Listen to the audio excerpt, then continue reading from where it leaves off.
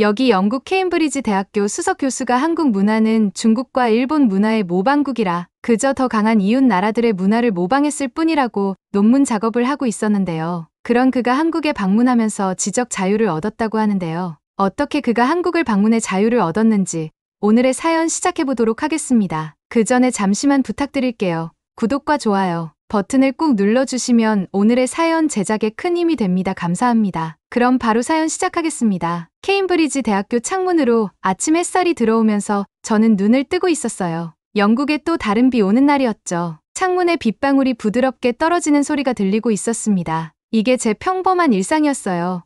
동아시아 연구 전문가인 존 해리슨 수석 교수로서의 생활 말이죠. 제 연구실은 정말 집처럼 느껴지고 있었어요. 벽면에는 책장이 가득 차 있었고 중국과 일본에 관한 두꺼운 책들로 꽉 차 있었습니다. 구석에 있는 작은 책장에는 한국 관련 책들이 몇 권 놓여 있었는데 먼지가 쌓여 있었어요. 몇 달 동안 손도 대지 않았죠. 왜 봐야 했겠어요? 제 생각에 한국 문화는 별로 특별하지 않았거든요. 그저 중국과 일본 아이디어의 복사품일 뿐이라고 생각하고 있었습니다. 책상에 앉아서 최근 논문 작업을 시작하고 있었어요. 화면 맨 위에는 이런 제목이 적혀 있었죠. 한국 문화는 어떻게 이웃나라에서 빌려왔는가. 이런 종류의 논문을 수년간 써오고 있었어요. 제 분야의 모든 사람들이 제 의견을 알고 있었죠. 한국은 그저 더 강한 이웃나라들을 모방했을 뿐이라고요. 일하는 중에 전화벨이 울렸어요. 여보세요, 존? 윌리엄스 학장입니다. 학장님이 직접 전화하시는 일은 거의 없었어요. 중요한 일임에 틀림없었죠. 당신에게 좋은 기회가 있어요. 학장님이 계속 말씀하고 계셨어요. 다음 달에 서울에서 동아시아 문화 컨퍼런스가 열리는데 발표자가 필요하답니다. 그래서 당신 이름이 거론됐어요. 서울? 한국이라고요? 제 첫 반응은 거절하는 것이었어요. 거기서 뭘 배울 수 있겠어요? 한국 문화에 대한 제 생각은 이미 확고했으니까요. 글쎄요, 학장님. 비 내리는 창밖을 바라보며 말하고 있었어요. 여기서 연구하느라 너무 바쁜데요. 엘리자 클라인 박사가 특별히 당신이 참석했으면 한다고 하더군요. 학장님이 덧붙이셨어요. 잠시 말을 멈췄어요. 엘리자는 존경받는 동료였지만 우리는 자주 의견이 달랐어요. 그녀는 제가 인정해본 적 없는 한국 문화의 가치를 보고 있었죠. 전화를 끊고 다시 일로 돌아갔지만 집중이 안 되고 있었어요. 시선이 책장에 있는 책으로 향했는데 언제 샀는지도 기억나지 않는 한국 역사책이었어요. 무언가가 저를 일어서게 했고 걸어가서 그 책을 꺼내게 만들고 있었습니다. 책장을 넘기면서 수많은 침략 속에서도 자신만의 길을 만들어가는 한국인들의 이야기를 보고 있었어요. 그 책은 한국을 단순한 모방자가 아니라 독특한 정체성을 가진 생존자로 보여주고 있었습니다. 이건 제가 항상 믿어왔던 것과는 달랐어요. 그날 밤 잠을 이룰 수가 없었어요. 서울에서 열리는 컨퍼런스에 대해 계속 생각하고 있었거든요. 혹시 한국 문화에는 제가 인정했던 것보다 더 많은 것이 있는 걸까요? 제 연구에서 공정했을까요? 아니면 제가 이미 믿는 것과 일치하는 증거만 찾아왔던 걸까요? 다음 날 아침 학장님께 이메일을 보냈어요. 서울 컨퍼런스에 참석하겠습니다. 가방을 싸면서 셔츠를 조심스럽게 접고 노트북을 넣으면서 수년간 느끼지 못했던 감정을 느끼고 있었어요. 불확실함이었죠. 아마도 더 많이 배울 게 있을지도 몰라요. 어쩌면 제가 틀렸을지도 모르겠다는 생각이 들고 있었습니다. 거울에 비친 제 모습을 보니 오랫동안 너무 확신에 찬 사람이 보이고 있었어요. 아마도 너무 확신에 차 있었던 것 같아요. 48세의 나이에 검은 머리에 회색이 슬슬 보이기 시작했는데 과연 아직도 새로운 생각을 받아들일 수 있을까요?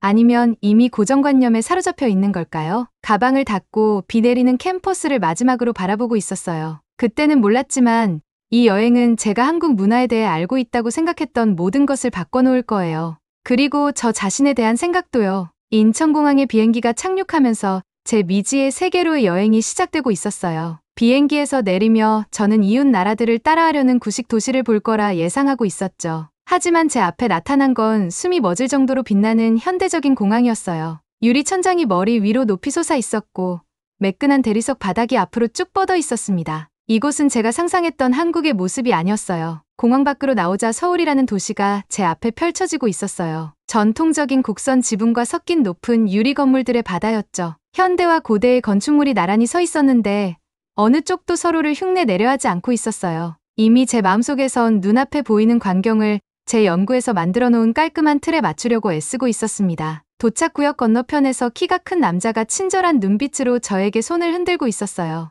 이메일을 주고받았던 이준호 박물관 큐레이터임이 틀림없었죠. 그는 자신감과 목적을 가지고 걸어왔는데 그의 단정한 정장은 체계적인 성격과 잘 어울리고 있었습니다. 한국에 오신 것을 환영합니다. 해리슨 교수님. 그가 따뜻한 미소를 지으며 말했어요. 컨퍼런스가 시작되기 전에 중요한 문화 유적지들을 보실 수 있도록 준비해 놓았습니다. 준호의 차가 분주한 거리를 지나가는 동안 저는 마치 어린아이처럼 창문에 얼굴을 바짝 대고 있었어요. 서울은 생명력으로 가득 차 있었죠. 넓은 보도를 따라 서두르는 사람들, 건물을 밝히는 화려한 간판들, 공기 속으로 퍼지는 길거리 음식 냄새. 이건 제가 논문에서 써왔던 조용하고 모방하는 문화가 아니었어요. 우리의 첫 번째 목적지는 국립중앙박물관이었습니다. 작고 단순한 건물을 예상했는데 제 앞에 서 있는 건 거대하고 인상적인 건물이었어요. 내부는 현대적이고 세심하게 설계되어 있었는데 높은 천장과 조심스럽게 배치된 전시품들 위로 자연광이 내리쬐고 있었습니다. 준호가 저를 고대 도자기가 들어있는 전시 케이스로 안내하고 있었어요. 이것은 고려시대의 청자입니다. 그가 설명했어요. 특별한 청록색과 정교한 상감 기법을 보세요. 이 방법은 한국만의 독특한 기술이었죠. 저는 더 가까이 몸을 기울이며 제 훈련된 눈이 연구해서 한 번도 인정한 적 없는 세부 사항들을 발견하고 있었어요. 그 도자기에는 분명 중국의 영향이 보였지만 뭔가 확실히 다른 점이 있었어요. 제가 쉽게 설명할 수 없는 무언가가 있었죠. 다음 날 컨퍼런스에서 저는 도쿄 대학의 마르코 아르토 교수가 무대에 오르자 의자에 긴장하며 앉아 있었어요. 그의 발표는 한국 문화가 중국과 일본에서 빌려온 아이디어에 불과하다고 주장하고 있었습니다. 그가 한국의 문자, 의복, 음식에 관한 업적을 무시하듯 손을 휘저으면서 저는 내면에서 이상한 불편함이 자라나는 것을 느끼고 있었어요. 그의 말은 거칠고 지나치게 단순화된 것처럼 들렸습니다. 하지만 그건 제가 수년간 논문에 써왔던 것과 똑같았어요. 저녁 식사 시간에 엘리자 클라인이 창가에 혼자 서 있는 저를 발견했어요. 그녀가 다가오면서 금발이 빛을 받아 반짝이고 있었고 그녀의 눈은 질문으로 가득 차 있었습니다. 오늘 발표들에 대해 어떻게 생각하세요? 그녀가 부드럽게 물었어요. 저는 말을 찾느라 애쓰고 있었어요. 많은 생각을 하고 있습니다.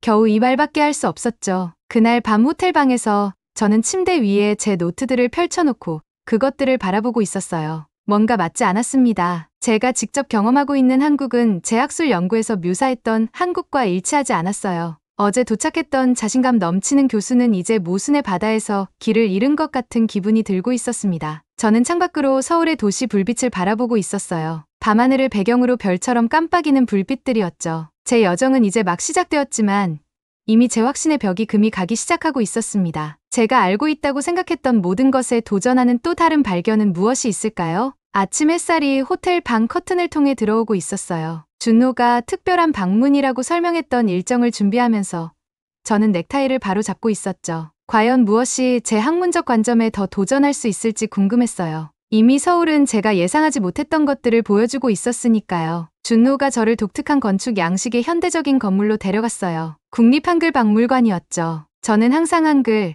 즉 한국 알파벳을 그저 중국 글자의 더 단순한 버전이라고 무시해왔어요. 특별한 것도 혁신적인 것도 없다고 생각했죠. 수년간 제 학생들에게 그렇게 가르쳐왔었어요. 박물관 안으로 들어서자 시원한 공기가 우리를 맞이하고 있었고 준호는 저를 주요 전시관으로 안내하고 있었어요. 벽면에는 한국 알파벳의 크고 우아한 글자들이 상세한 도표와 함께 전시되어 있었습니다. 박물관 가이드가 한글의 창제에 대해 설명하기 시작하자 제 눈이 커지고 있었어요. 각 자음 모양은 그 소리를 낼 때 입이 어떻게 움직이는지 보여줍니다. 그녀가 여러 글자를 가리키며 설명하고 있었어요. 이것은 혀가 입천장에 닿는 모양을 보세요. 그리고 이것은 입술이 맞닿는 모습을 보여주고 있죠. 저는 전시물에 더 가까이 다가가며 갑자기 이 글자들을 새로운 눈으로 보고 있었어요. 이건 무작위적인 모방이 아니었어요. 과학적인 설계였죠. 이 문자 체계의 창제자는 인간의 말소리가 어떻게 작동하는지 이해하고 그것을 중심으로 알파벳을 만들었던 거예요. 제 손가락이 가장 오래된 한글 문서가 담긴 유리 케이스 위에서 맴돌고 있었고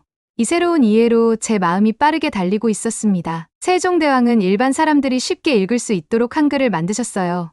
준호가 조용히 덧붙였어요. 이것이 생기기 전에는 수천 개의 한자를 공부할 시간이 있는 부유한 사람들만 읽고 쓸 수 있었죠. 목에 무언가 걸리는 느낌이 들었어요. 수년간의 연구 동안 저는 평범한 사람들을 돕기 위해 설계된 이 놀라운 혁신 이야기를 놓치고 있었던 거예요. 점심 식사 후 준호는 저를 잉크와 금속, 냄새로 가득한 작은 공방으로 데려가 한 노인 장인을 만나게 해주었어요. 그 노인의 손은 전통적인 한국, 금속 활자 인쇄를 시연하면서 숙련된 기술로 움직이고 있었습니다. 그는 작은 금속 글자들을 틀에 배열하고 잉크를 바른 다음 종이를 그 위에 눌러 완벽한 인쇄 페이지를 만들고 있었어요. 한국의 직지는 1377년에 금속 활자로 인쇄되었습니다.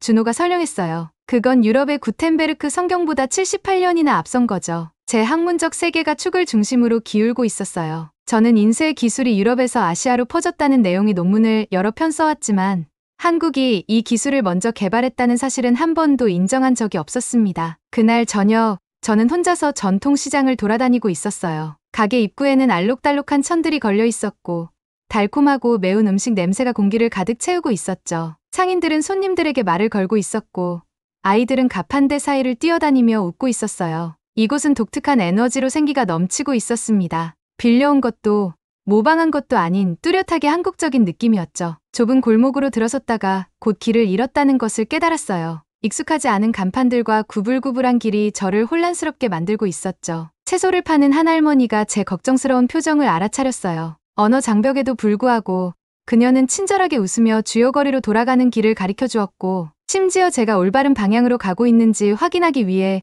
일부 길을 함께 걸어주기까지 했어요. 호텔 방으로 돌아와서 저는 침대 위에 모든 연구 노트를 펼쳐 놓았어요. 수년간의 작업, 수많은 발표된 논문들 모두 한국 문화가 단지 파생적이라는 생각에 기반하고 있었죠. 하지만 제가 내내 틀렸다면 어떨까요?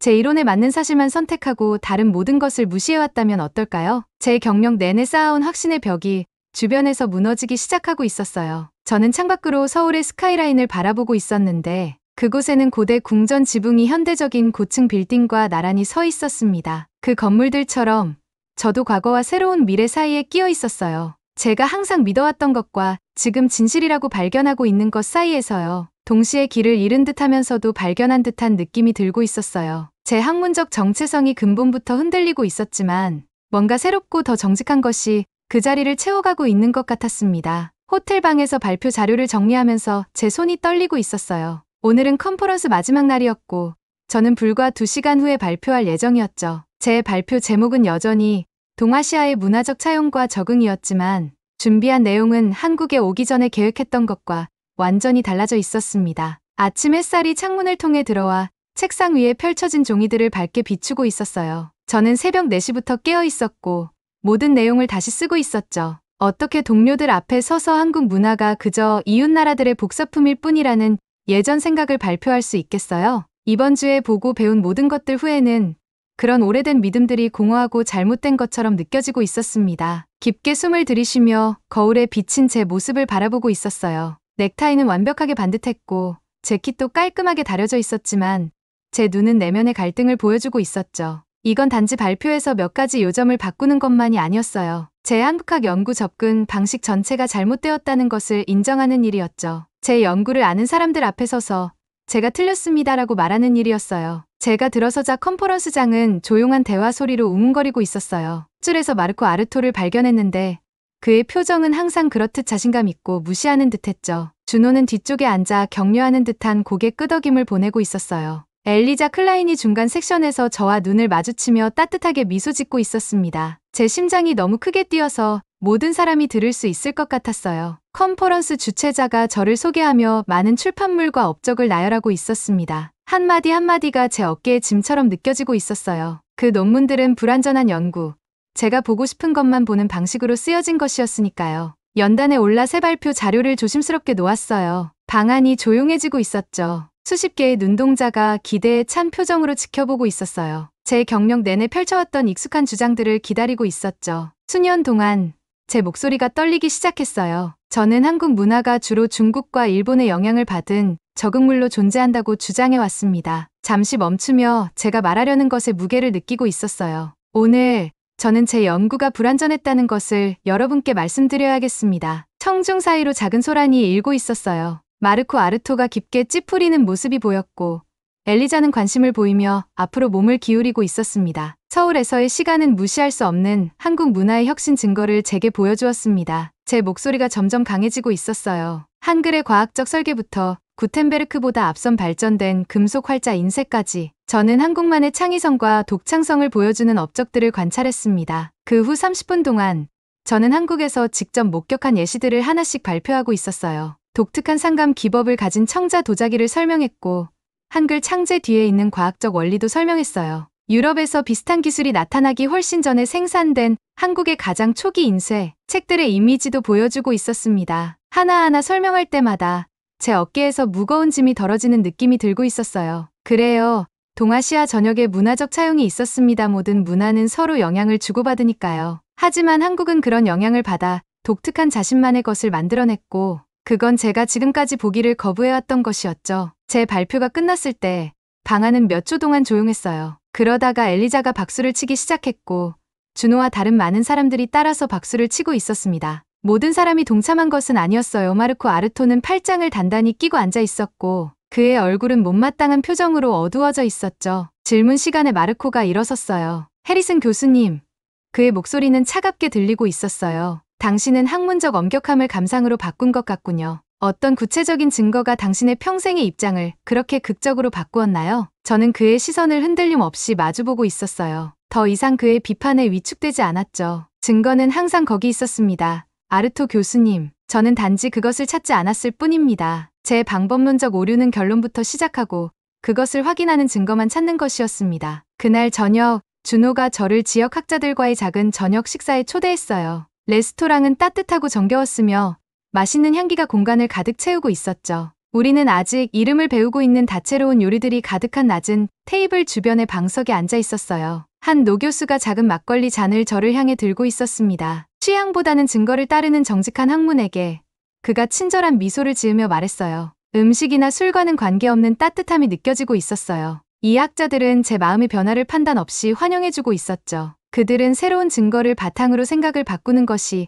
약함이 아니라 진정한 학문의 본질이라는 것을 이해하고 있었습니다. 그날 밤 호텔방으로 돌아와 저는 서울의 도시 불빛을 바라보고 있었어요. 수년 만에 처음으로 제 연구에 진정으로 흥분을 느끼고 있었죠. 우리가 기대하는 것이 아니라 실제로 있는 것을 보려고 눈을 열면 배울 것이 너무나 많고 발견할 것도 많았습니다. 제 여정을 시작하게 한 한국 역사책을 집어들며 감사한 마음이 들었어요. 공개적으로 입장을 바꾸는 시련은 어려웠지만 보상은 제가 상상했던 것보다 더 컸습니다. 지적, 정직함, 발견의 짜릿함, 그리고 증거가 이끄는 곳이라면 어디든 따라갈 수 있는 자유였죠. 서울에서의 마지막 날, 아침 빛이 호텔 방 창문을 통해 스며들고 있었어요. 제 여행 가방은 침대 위에 반쯤 채워져 케임브리지로 돌아갈 준비를 하고 있었죠. 하지만 저는 아직 떠날 준비가 되지 않았어요. 방문해야 할 곳이 한 군데 더 있었거든요. 택시를 타고 국립중앙박물관으로 향했어요. 이 건물은 첫 방문 때와는 다르게 보이고 있었어요. 예전에는 서양 박물관 디자인의 모방품으로만 보였던 곳이 이제는 현대 건축과 전통, 한국 요소가 독특하게 어우러진 모습이 보이고 있었습니다. 안으로 들어가 갤러리를 천천히 걸으며 전에는 거의 눈여겨보지 않았던 유물들 앞에서 멈추고 있었어요. 아름다운 백제 시대의 향로가 제 눈길을 끌고 있었죠. 복잡한 디자인에는 무희들, 음악가들, 그리고 신비한 생물들이 중앙의 산을 중심으로 소용돌이치고 있었어요. 지난주였다면 저는 이것을 중국의 영향을 받은 것이라고 무시했을 거예요. 하지만 오늘 저는 그것을 있는 그대로 보고 있었어요. 한국 예술 표현의 걸작으로요. 고려 시대 불화 앞에 서서 부처님의 자비로운 얼굴과 중국이나 일본의 비슷한 작품들과 구별되는 독특한 색채의 구성을 감상하고 있었어요. 오래 바라볼수록 한국의 독특한 예술 전통을 말해주는 더 많은 세부 사항들이 보이고 있었습니다. 교수님, 달라 보이시네요. 뒤에서 익숙한 목소리가 들려왔어요. 준호가 마치 제가 여기 있을 거라는 걸 알았다는 듯이 저를 찾아냈던 거죠. 네, 달라졌어요. 저는 여전히 그림을 바라보며 대답했어요. 저는 이미 알고 있다고 생각했던 것을 확인하러 한국에 왔었지만 대신 제가 아직 배워야 할 것이 얼마나 많은지 발견했어요. 우리는 함께 박물관을 걸으며 제가 이전에 간과하거나 오해했던 작품들에 대한 새로운 관찰을 나누고 있었어요. 준호는 제 마음의 변화를 자랑하지도 제 새로운 통찰력을 무시하지도 않고 존중하며 듣고 있었죠. 박물관 정원에서 우리는 연꽃이 수면 위에 평화롭게 떠있는 작은 연못이 내려다보이는 벤치에 앉아 있었어요. 저는 준호에게 새로운 연구 프로젝트를 시작할 계획에 대해 이야기했어요. 역사를 통틀어 한국 문화의 혁신을 정직하게 조사하는 프로젝트였죠. 함께 협력하는 데 관심 있으세요? 제가 물어봤어요. 엘리자에게도 연락해 볼 수 있어요. 우리 셋이라면 정말 포괄적인 무언가를 만들 수 있을 것 같아요. 준호는 미소 지으며 고개를 끄덕였어요. 이 파트너십은 학술적 기록을 바로잡는 첫걸음이 될 거예요.